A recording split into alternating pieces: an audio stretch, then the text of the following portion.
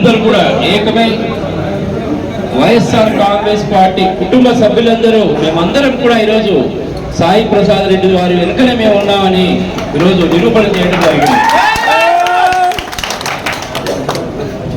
ఈరోజు అవిశ్వాస తీర్మానంలో మనము కలెక్టర్ గారికి ఇచ్చిన దాంట్లో 34 మంది అంటే ఈరోజు ఒక పర్సన్ కూడా కలుపుకొని ఎవరైతే పోయారో వాళ్ళు తిరిగి మన పార్టీలోకి రావటం ఈరోజు మనం నిజంగా అక్కడ కూడా గెలిచినట్టుగా కనిపిస్తూ ఉంది.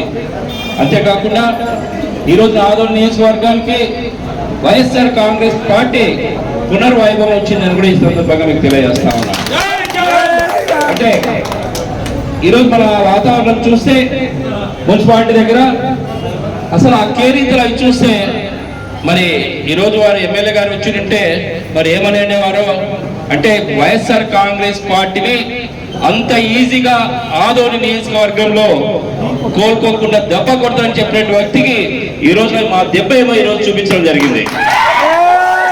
అంతేకాకుండా రేపు జరగబోయేటువంటి ఏ ఎలక్షన్ అయినా కూడా ఇక్కడ ఉన్నటువంటి జిల్లా అధ్యక్షులు అయితేనేమి, నియోజకవర్గ స్థాయిని అయితేనేమి, మన యశుమోహన్ రెడ్డి గారు అయితేనేమి, మేమందరం కూడా మీ అందరికి అండదండలుగా ఉండి పార్టీ ఎల్లప్పుడూ మీకు తోడుగా ఉంటుందని ఈ అవకాశం కల్పించినట్టు మీ అందరికీ కూడా మరొకసారి ధన్యవాదాలు తెలియజేస్తాం.